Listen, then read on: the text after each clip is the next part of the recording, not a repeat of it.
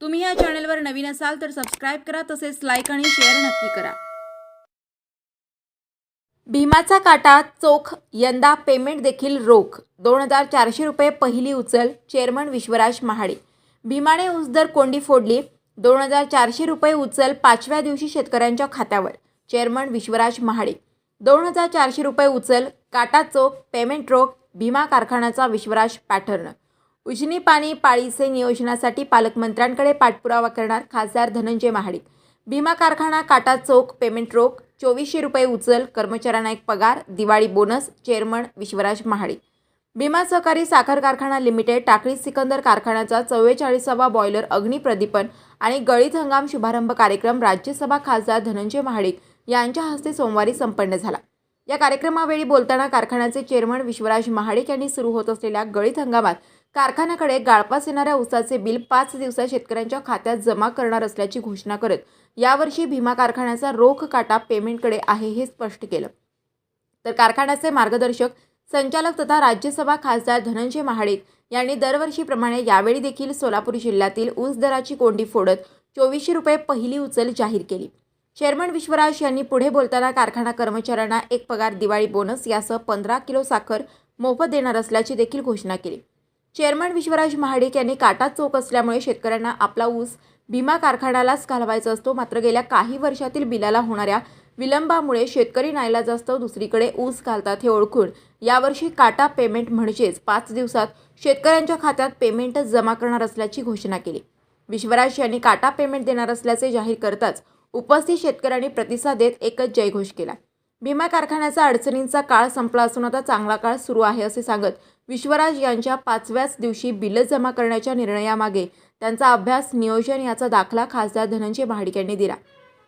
विश्वराज यांनी केवळ घोषणा केलेली नाही तर अगदी शेवटच्या आठवड्यापर्यंत तुटणाऱ्या ऊसाचे पेमेंट सुद्धा 5व्याच दिवशी मिळेल याच काटेकोर नियोजन केलेलं आहे। या कामात त्यांच्या शिक्षणाचा त्यांना फायदा होईल अशी खात्री खासदार महाडिक यांनी मार्गदर्शनपर बोलताना व्यक्त केले। विश्वराज महाडिक यांनी गिरवला आजोबांचा कित्ता। वार्षिक सर्वसाधारण सभेतील चिमणीच्या गोष्टीप्रमाणेच भीमाचा काटा चोख असल्याचा फायदा कसा होतो हे सांगण्यासाठी विश्वराज यांनी आबूराव छबूरावची गमतीशीर तितकीच अर्थपूर्ण गोष्ट सांगितली। कारखान्याचे संस्थापक व आजोबा पैलवान भीमराव महाडिक हे देखील अनेक मजेशीर आणि बोधपूर्ण गोष्टी सांगत असत। आपल्या आजोबांचाच गोष्टी सांगण्याचा कित्ता गिरवत विश्वराज यांनी आबूराव आणि छबूराव या व्यापाऱ्यांच्या गोष्टीतून शेतकऱ्यांना काटामारीपासून सावध राहून चोख काटा असणाऱ्या भीमा कारखान्यालाच ऊस घालण्याचे आवाहन केले। आपले चुलत आजोबा माजी आमदार महादेवराव महाडिक यांच्याकडून मिळालेल्या शिकवणीचा दाखला देत विश्वराज यांनी बोलताना, मी तुमच्याप्रमाणेच कारखान्याचा एक सेवक आहे, हंगाम यशस्वी करण्यासाठी खांद्याला खांदा लावून तुमच्या सोबत उभा आहे असा विश्वास कर्मचाऱ्यांना दिला। यावर्षी देखील खासदार महाडिक यांनीच फोडली ऊस दराची कोंडी। राज्य सरकारने यावर्षीचा गळीत हंगाम सुरू करण्यासाठी कारखान्यांना 1 नोव्हेंबरपासून गाळपास परवानगी देण्याचा निर्णय घेतला असला तरी अद्याप सोलापूर जिल्ह्यातील कोणत्याही कारखान्याने पहिली उचल जाहीर केलेली नाही। खासदार महाडिक यांनी 2400 रुपये पहिली उचल देण्याची घोषणा केली आणि ऊस दराची कोंडी फोडली। उजनी आणि पाळीचे नियोजनासाठी पालकमंत्र्याकडे पाठपुरावा करणार। यंदा पाऊस कमी असल्याने धरणातील पाणीसाठा देखील कमी आहे। अशावेळी आता लगेचच धरणातून पाणी सोडल्यास त्याचा अपव्यय होऊन काही दिवसांनी निकराची आवश्यकता असताना पाण्याची कमतरता भासेल। त्याऐवजी उपलब्ध पाणी साठातूनच डिसेंबर आणि मार्चमध्ये पाणी आवर्तन आल्यास त्याचा शेतीसाठी व पिण्यासाठी देखील उपयोग होईल। त्यासाठी पाणीपाळीविषयी आपण स्वतः पालकमंत्री चंद्रकांत पाटील यांच्याकडे पाठपुरावा करणार असल्याचं खासदार महाडिक यांनी सांगितलं। कैलासवासी पैलवान भीमराव महाडिक सहकारी साखर कारखान्याचा 44वा गळीत हंगाम शुभारंभ आणि मुळी पूजनाचा कार्यक्रम आज संपन्न झालेला आहे।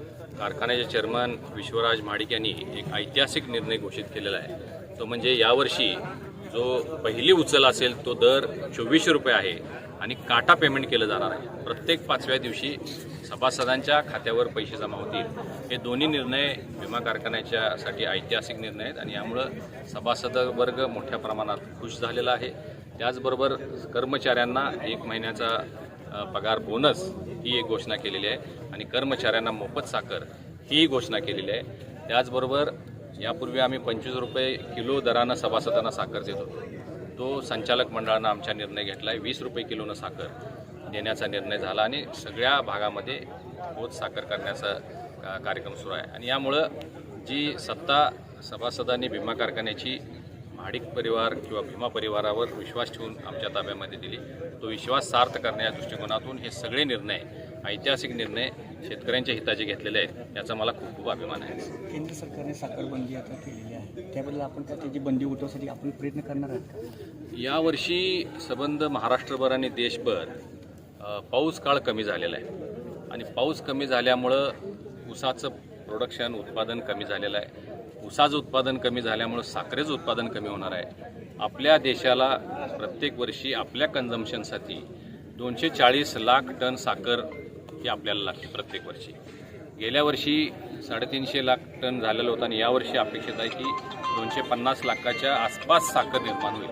आणि असं जर झालं तर मग दर खूप वाढतील, दराचा भडका उडेल. यामध्ये जर शासनानं एक्सपोर्ट करण्याचा साखरेचा निर्णय घेतला तर आणखीन दर देशामध्ये वाढतील. म्हणून केंद्र सरकारनं हा मोठा निर्णय घेतलेला आहे यावर्षी एक्सपोर्ट बॅन करण्याचा. जर प्रोडक्शन वाढलं, आपल्या कन्झम्पशनला पूरक होऊन 50 ते 60 लाख टन आपल्याला जो स्टॉक लागतो तेवढी जर साखर निर्माण झाली, त्याच्यापेक्षा अतिरिक्त साखर निर्माण झाली तर एक्सपोर्ट करण्याचा निर्णय निश्चितपणानं केंद्र सरकार घेईल आणि तो घेण्यासाठी मी प्रयत्नशील राहील. गत वर्षीपेक्षा ह्या वर्षी 10 लाख टनांचं देखील कमी होणार आहे, असं साखरेचं होणार असं सांगितलं जाते पावसाच्या अभावी. हे तुम्ही महाराष्ट्राचं बोलताय, ही वस्तुस्थिती आहे. महाराष्ट्राचं प्रत्येक वर्षीचं sugar production 105 lakh ton, 107 lakh ton, परंतु यावर्षी अंदाज आहे की तो 90 लाख टन होईल. आणि म्हणूनच हा निर्णय एक्सपोर्ट करू नये अशाच पद्धतीनं इतर राज्यांमध्ये सुद्धा परिस्थिती आहे. प्रोडक्शन कमी असल्यामुळंच हा निर्णय घेतला गेलेला एक्सपोर्ट बंदीचा. दराचा भडका उडू नये आणि सर्वसामान्य लोकांना त्याची तोशीष लागू नये म्हणून हा निर्णय सोयीचा आहे, योग्य आहे. परंतु मी जसं आपल्याला सांगितलं, जर प्रोडक्शन वाढलं तर एक्सपोर्टचा निर्णय सुद्धा केंद्र सरकार घेईल, त्यासाठी मी प्रयत्नशील असेल. आता आपण सांगितलं की कर्नाटक भागातील शेतकऱ्यांचा पळापळी करतील, या भागातील घेऊन जातील. एकीकडे तशी तुलना पाहिली गेली तर कर्नाटक सरकारी भागातील कसं सहकारी असेल किंवा खाजगी असेल, महाराष्ट्रातील सहकारीपेक्षा जास्त त्यांचा दरभाव FRP दर जास्त देतो. मग एकीकडे ह्या भागातील शेतकऱ्यांना जास्त पैसे मिळण्यासाठी कुठेतरी अन्याय होतो असं वाटतं? नाही, हे सगळे प्रलोभन आहेत. दर हा सर्वांना एकसारखाच द्यायला परवडत असतो, परंतु दराची स्पर्धा करायची आणि ऊस लोकांचा घ्यायचा आणि वेगवेगळ्या मार्गानं त्यामध्ये काही प्रयोग करून जास्ती दर द्यायचा, हा जो प्रयत्न आहे तो काही ठिकाणी होत असतो. आणि म्हणून मी इथल्या शेतकऱ्यांनाही आवाहन केलेलं आहे, या भागातल्या कारखानदारांनी आवाहन केलेलं आहे की आपण अशा पद्धतीचे प्रलोभनं दाखवून बाहेरचे कोण लोक येत असतील तर त्यांना या परिसरामधनं आपण ऊसाचं कांड देऊन द्यायचं नाही. कारण हे सगळे सभासद आपले आहेत, आपल्या कारखान्याशी संबंधित आहेत. आपले कारखाने, आपलीसुद्धा संस्था चालली पाहिजे, टिकली पाहिजे आणि त्यांना योग्य दर मिळाला पाहिजे. चुकीची प्रलोभनं दाखवून आपल्या शेतकऱ्यांनी बाहेर जाऊ नये, यासाठी माझा हा प्रयत्न आहे. ओके, विचारा.